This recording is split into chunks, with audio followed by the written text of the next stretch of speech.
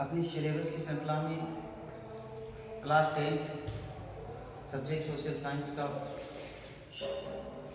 अपना जो टॉपिक चल रहा है राज्यसभा संसद के पास हम पढ़ रहे हैं।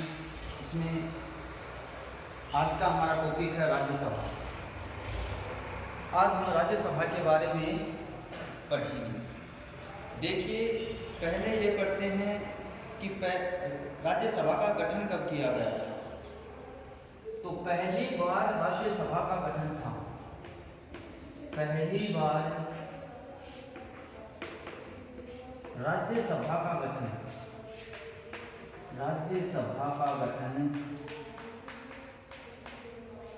4 अप्रैल 1952। ध्यान में रखना, 4 अप्रैल 1952 को किया गया। इतनी बात समझ में आई। तो हम आज ये राज्यसभा पढ़ रहे हैं। इस राज्यसभा का गठन सबसे पहले 4 अप्रैल 1952 को किया गया था। देखिए, राज्यसभा नाम था वो 27 नवंबर 1954 को पड़ा। यानी राज्यसभा नाम यानी राज्यसभा का ये राज्यसभा नाम है ना, ये कब पड़ा था? ये पड़ा था 27 नवंबर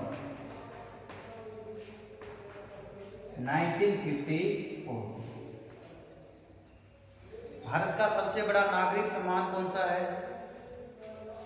सा है? पता है किसी को? कमेंट में बताना। और वो कब शुरू किया गया था? सबसे पहले किसको मिला था? आज के लिए क्वेश्चन है, कल के लिए आपके पास ये क्वेश्चन है। आप जब भी वीडियो देखो तो इस क्वेश्चन का जवाब देना कि भारत का सबसे बड़ा नागरिक सम्मान कौन सा है, उसकी शुरुआत कब हुई थी और सबसे पहले किसको दिया गया। आप कमेंट के माध्यम से जरूर बताना। समझ गए ना? तो राज्यसभा नाम है वो 27 नवंबर 1954 को पड़ा था। इससे पहले इसका क्या नाम था? देखिए, ये बात भी जानना जरूरी है कि शुरुआत में इसका राज्यसभा नाम थोड़ी पड़ गया था। उससे पहले जिस प्रकार से इंडियन नेशनल कांग्रेस है, ये पहले क्या थी? एक भारतीय राष्ट्रीय संघ था। तो इसी प्रकार से राज्यसभा है वो राज्यसभा, पहले इसका नाम राज्यसभा नहीं था। इसको क्या कहा जाता था? पहले स्टेट ऑफ काउंसिल। क्या कहा जाता था? State of council. समझ गए इतनी बात? स्टेट ऑफ काउंसिल यानी राज्य परिषद कहा जाता था।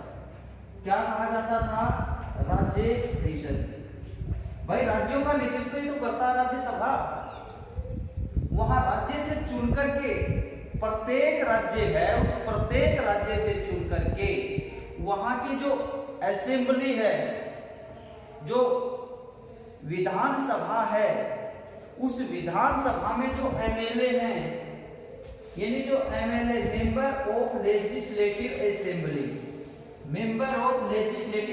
ये होता है एमपी, मेंबर ऑफ पार्लियामेंट। ये होते हैं संसद के सदस्य, इनको कहते हैं सांसद। एमएलए मेंबर ऑफ लेजिस्लेटिव, ये होते हैं विधानसभा के सदस्य। प्रत्येक राज्य जो है उसकी असेंबली विधानमंडल है, और उसमें जो विधानसभा होता है उसको क्या कहा जाता है? विधानसभा के अंदर जो सदस्य होते हैं चुने हुए, उसको विधायक कहा जाता है, एमएलए कहा जाता है। इस प्रकार से जिस राज्य के अंदर विधान परिषद है तो वो एमएलसी कहलाएंगे, मेंबर ऑफ लेजिस्लेटिव काउंसिल जो होती है विधान परिषद के सदस्य। समझ गए ना? कि लद्दाख और कश्मीर को क्या कर दिया गया? अभी यूनियन टेरिटरी घोषित कर दिया गया। आपको पता है, जब आर्टिकल जो 370 था उसको हटा करके। तो इस प्रकार से जो हमारे संघ शासित प्रदेशों में 2 की बढ़ोतरी और होगी। तो एमएलए क्या करते हैं, राज्यसभा के सदस्य को वोट करते हैं। राज्यसभा के सदस्यों को कौन चुनेगा? विभिन्न राज्यों के जो असेंबली है, विधानसभा में जो विधायक होते हैं, जो एमएलए होते हैं, वो एमएलए क्या करेंगे, राज्यसभा के सदस्यों को चुनेंगे। प्रत्येक राज्य में इनकी संख्या अलग अलग होती है। किनकी? एमएलए की संख्या भी अलग होती है, राज्यसभा के सदस्यों की संख्या भी अलग होती है। वहां देखिए हम लोकसभा के सदस्यों की संख्या भी अलग अलग होगी। जैसे हम राज्यसभा के परिप्रेक्ष्य में अगर राजस्थान की बात करें तो राजस्थान में आपको पता है कि लोकसभा की सदस्य संख्या है वो 25। क्लियर? राज्यसभा की सदस्य संख्या राजस्थान के समय में बात कर रहे हैं हम लोग, वो है 10। और राजस्थान में अगर विधानसभा की हम बात करें, विधानमंडल की हम बात करें तो वो कितनी है? 200। ठीक है ना। इसी प्रकार से अगर हम उत्तर प्रदेश के अंदर लोकसभा की बात करें तो वहां 80 सीटें हैं। राज्यसभा की उत्तर प्रदेश के अंदर 31 सीटें हैं। और हम बात करें उत्तर प्रदेश के अंदर विधानसभा की सीटों की तो वहां 403 सीटें हैं। तो अलग अलग हो गई ना।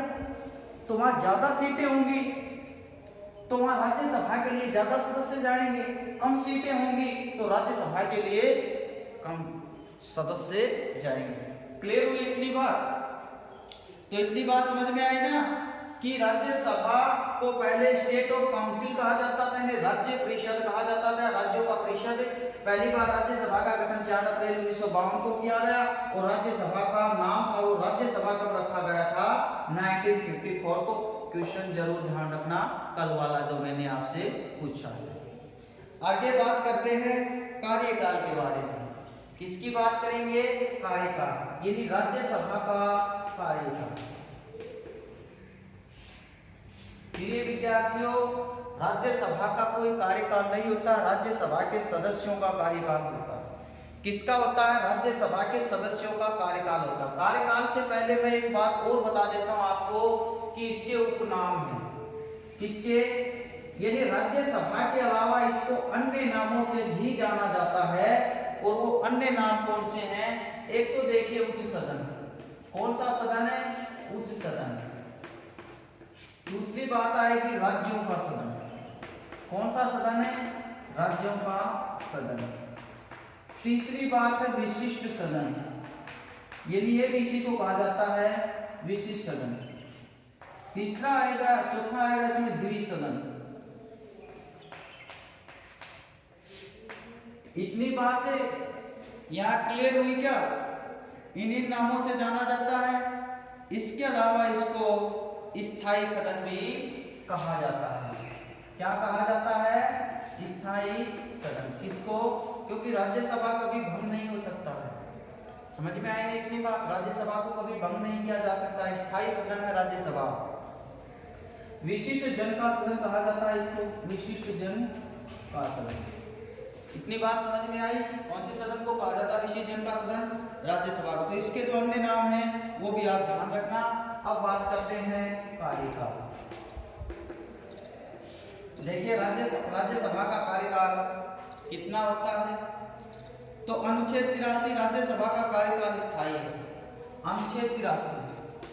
कौन सा अनुच्छेद? 83। और अनुच्छेद 83 क्या कहता है कि राज्यसभा का कार्यकाल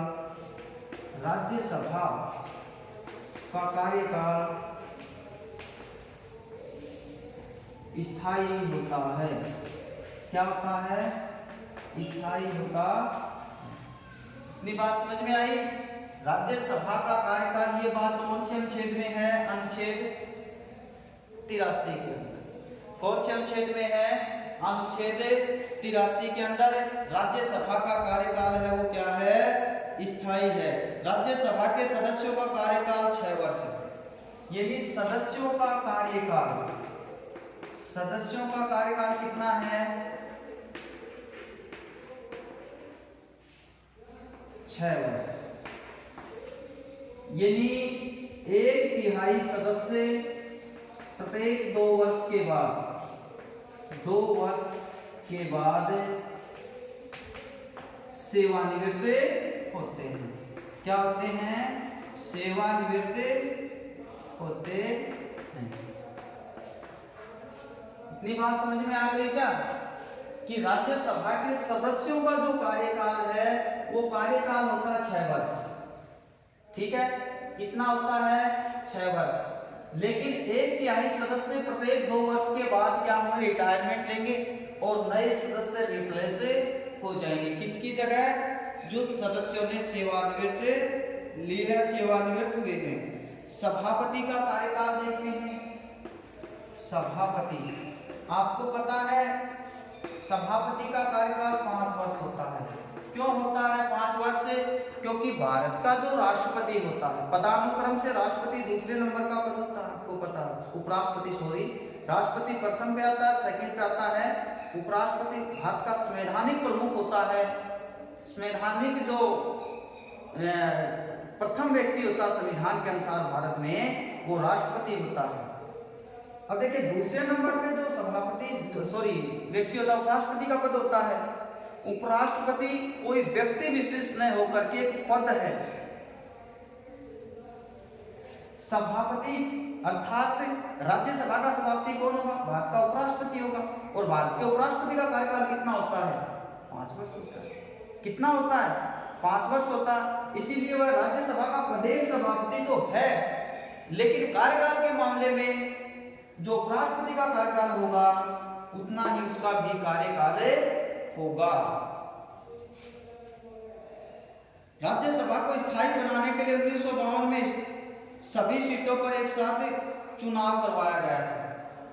1952 में ये मांग उठने लगी कि भाई किस प्रकार से राज्यसभा को स्थायी किया जाए, इसीलिए मतदान का सहारा लिया गया, चुनाव प्रणाली को अपनाया गया। और उस चुनाव प्रणाली के तहत प्रत्येक जो सदस्य था जिन्होंने वोटिंग की थी, उस प्रत्येक सदस्य से 2 बातें लिखवाई गई थी। कितनी बातें? 2 बातें लिखवाई गई थी। वो 2 बातें कौन सी थी? कि sभी सदस्य संसद की कार्यवाही संचालन में सहयोग करेंगे। सभी सदस्य संसद की कार्यवाही संचालन में सहयोग करेंगे। मिनी संसद की कार्यवाही चलेगी, लोकसभा, राज्यसभा। तो उस दौरान सभी सदस्य क्या करेंगे? सहयोग की भावना रखेंगे। समझ गए ना? आपसी देश को बुला करके किसी प्रकार का मनमुटाव है, विरोधाभास है, उससे दूर हट करके देश हित में क्या करना? सहयोग करना। दूसरी बात जो लिखवाई गई थी, वो लिखवाई गई थी दूसरी बात कि 1/3 सदस्य 2 वर्ष पश्चात, 1/3 सदस्य 2 वर्ष पश्चात प्लस 1/3 सदस्य 4 वर्ष पश्चात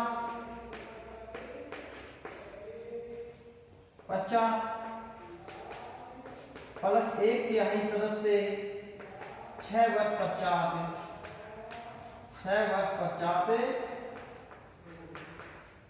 सेवानिवृत्त होंगे।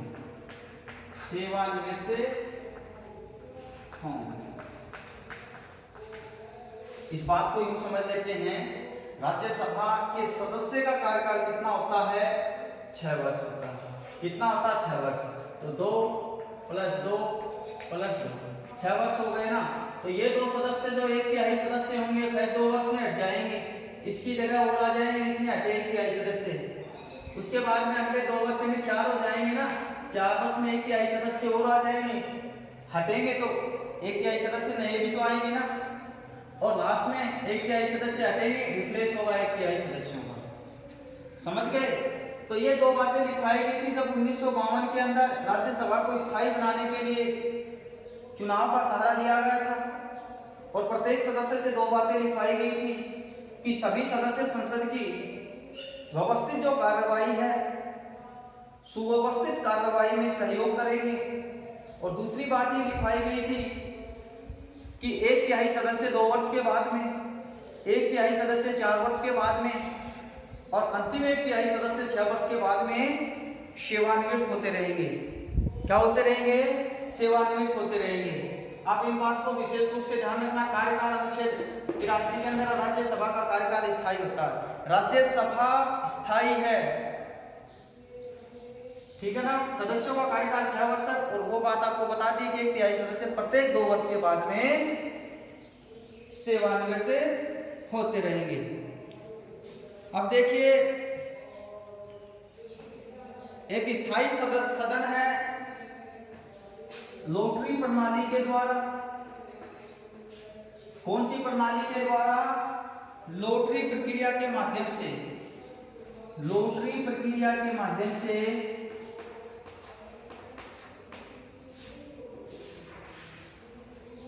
इसको स्थायी बनाया गया था। यानी राज्यसभा को स्थायी बनाने के लिए कौन से माध्यम का प्रयोग किया गया था, कौन सी प्रक्रिया अपनाई गई थी? तो वो प्रक्रिया अपनाई गई थी लॉटरी प्रक्रिया। कौन सी प्रक्रिया? लॉटरी प्रक्रिया। इतनी बात समझ में आई या नहीं आई आप लोगों को? आप इसको ध्यान पूर्वक एकाग्र होकर के इसको वाच करेंगे, पढ़ेंगे ध्यान पूर्वक, तो कठिन कुछ भी नहीं है, सब आसान होता चला जाएगा। कि अकेला ही चलाता कारवा बनता चला गया। सब अकेले ही चलते हैं, हमें भीड़ इकट्ठी नहीं करनी है। आराम से शांति से बैठ करके स्टडी करें, गुणात्मक स्टडी करें। अब इसकी योग्यता देखते हैं। राज्यसभा के सदस्यों की योग्यता वगैरह क्या है? देखिए,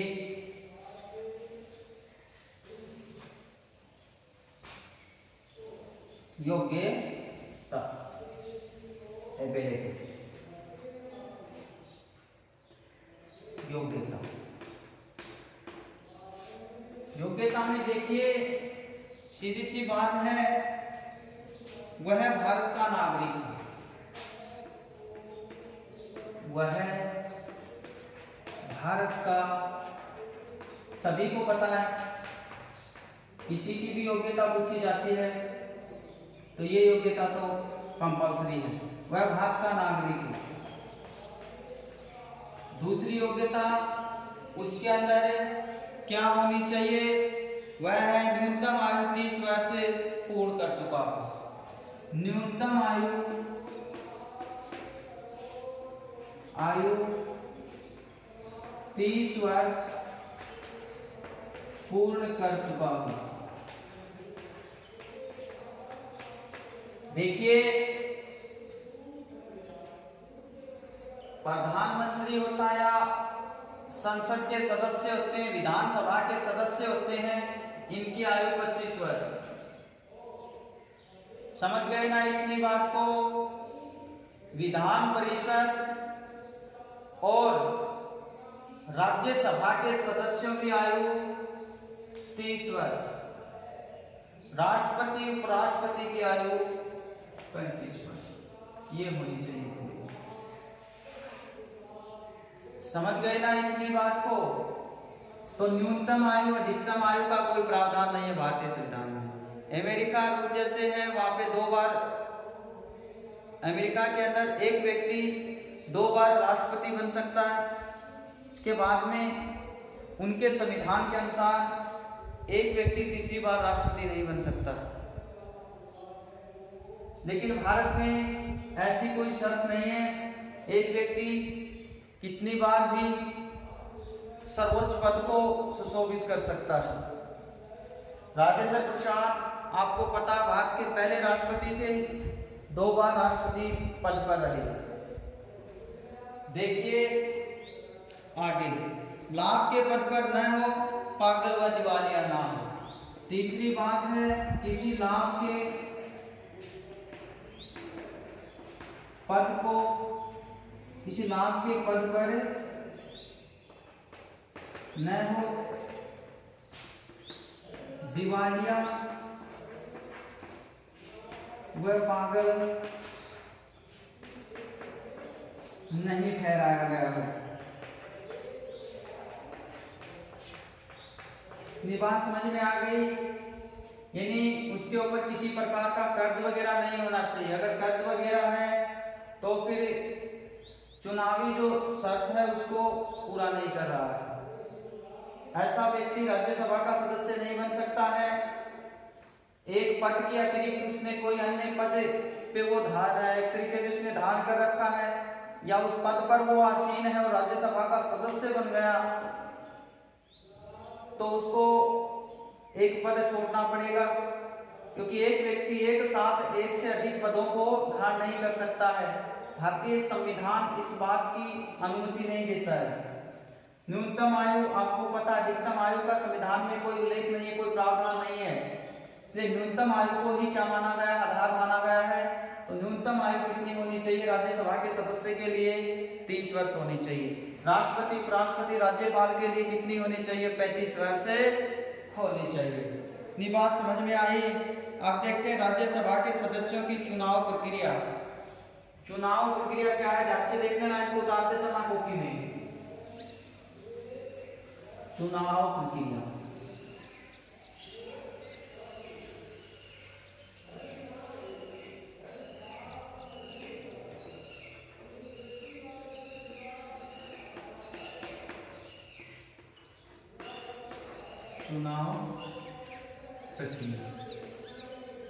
कि राज्यसभा के सदस्यों का चुनाव किस प्रकार से किया जाता है, ये बात है अनुच्छेद 80 के अंदर। कौन से अनुच्छेद में है? अनुच्छेद 80। बात समझ में आ गई कि चुनाव प्रक्रिया अर्थात राज्यसभा के सदस्य हैं, उनका चुनाव कौन सी प्रक्रिया के तहत किया जाता। प्रक्रिया मतलब कौन उनको वोट डालता है, किस प्रकार से डाला जाता वोट, कौन कौन उसमें वोट डालने के योग्य होते हैं। तो देखिए, राज्यसभा के सदस्यों के चुनाव में मतदाता विधानसभा के सदस्य होते हैं। यानी वोट कौन डालते हैं इनको? विधानसभा के सदस्य। विधानसभा के सदस्य मतदाता होते हैं। क्या होते हैं? मतदाता होते हैं, अर्थात विधानसभा के सदस्य हैं वो राज्यसभा के सदस्यों को वोट करते हैं। राज्यसभा के सदस्यों का चुनाव समान आनुपातिक। अब देखो चुनाव किस प्रकार से होता है? समान आनुपातिक। समान आनुपातिक राज्यसभा के सदस्यों का चुनाव समान आनुपातिक एकल संक्रमणीय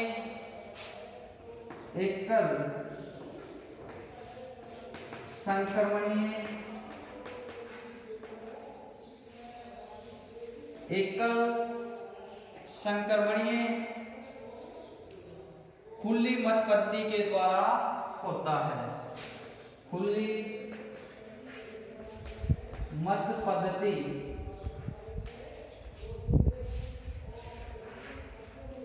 के द्वारा होता है। इतनी बात समझ में आई? देखिए, अगली चुनाव प्रक्रिया है राज्यसभा सदस्य की चुनाव प्रक्रिया दक्षिण अफ्रीका से ली गई है। यानी चुनाव प्रक्रिया कहां से ली गई है? ये चुनाव प्रक्रिया है ये दक्षिण अफ्रीका के संविधान से ली गई है। इस देश के संविधान से, दक्षिण अफ्रीका के संविधान से। ठीक है, कौन से देश के संविधान से ली गई चुनाव प्रक्रिया? दक्षिण अफ्रीका के संविधान से। और संविधान संशोधन यानी जो अमेंडमेंट किया जाता है कॉन्स्टिट्यूशन के अंदर, तो उसमें वो प्रक्रिया भी कहां से, वो प्रोसेस कहां से ली गई है? वो भी दक्षिण अफ्रीका के कॉन्स्टिट्यूशन से ली गई है। अगले जो बात है उसमें राज्यसभा के सदस्यों का चुनाव वरीयता के आधार पर होता है। यानी राज्यसभा के सदस्यों का चुनाव है वो वरीयता क्रम के आधार पर होता है। वरीयता के आधार पर होता है। भाई वरीयता यही होती है कि मान लीजिए दो कैंडिडेट हैं, उससे एज से संबंधित है। मान लीजिए एक व्यक्ति की एज है वो 50 वर्ष है, एक व्यक्ति की एज 51 वर्ष है, 49 वर्ष है। दोनों को मान लीजिए या तो समान मत मिल गए, तो उस दौरान एज को प्राथमिकता दी जाएगी, वरीयता दी जाएगी। तो वरीयता किसको दी जाएगी? एज को दी जाएगी। इसे बोलते हैं वरीयता धर्म। समझ गए ना इस बात को? तो ये चुनाव वरीयता के आधार पर होता है। देखिए समझिए इस बात को कि चुनाव प्रक्रिया अनुच्छेद 80 के अंदर है, जिसमें विधानसभा के सदस्य मतदाता होते हैं। विधानसभा प्रत्येक राज्य के जो विधानसभा के सदस्य होते हैं, जैसे राजस्थान में 200 है, यूपी में 403 है, इस प्रकार से जो सदस्य है ना, वही सदस्य क्या करेंगे? ये राज्यसभा के सदस्यों को चुनेंगे। चुनाव समान अनुपातिक एकल संक्रमणीय यानी कुल मत पत्ती के द्वारा होता है। भाई राज्यसभा के सदस्यों का भी इसी पत्ती से होता है, राष्ट्रपति का भी, विधान परिषद वगैरह के सदस्यों का भी। ठीक है। चुनाव प्रक्रिया दक्षिण अफ्रीका से ली गई है, वह चुनाव वरीयता के आधार पे किया जाता है। अब देखिए इनकी सदस्य संख्या देख लेते हैं। सदस्य संख्या कितनी है? सदस्य संख्या अगला बिंदु है, सदस्य संख्या। तो देखिए अधिकतम सदस्य संख्या 250, वर्तमान में कितने हैं? 245। अब इन 245 में से 229 सदस्य हैं, वो कहां से चुन के आते हैं? राज्यों से चुन करके आते हैं। अपनी बात समझ में आ गई? सबसे अधिक जो राज्यसभा के सदस्य हैं वो यूपी के अंदर हैं, कितने हैं? 31। और हमारे राजस्थान में कितने हैं? 10। अपनी बात है ये राज्यसभा का के बारे में आपको बताया है। राज्यसभा के बारे में और भी बचा हुआ वो अगली क्लास में हम कवर कर लेंगे। तब तक ये पढ़े पीछे के वीडियो को वॉच करें, इनको साथ साथ में लिखते चलें। तब तक के लिए स्वस्थ रहें, घर पे रहें। जय हिंद।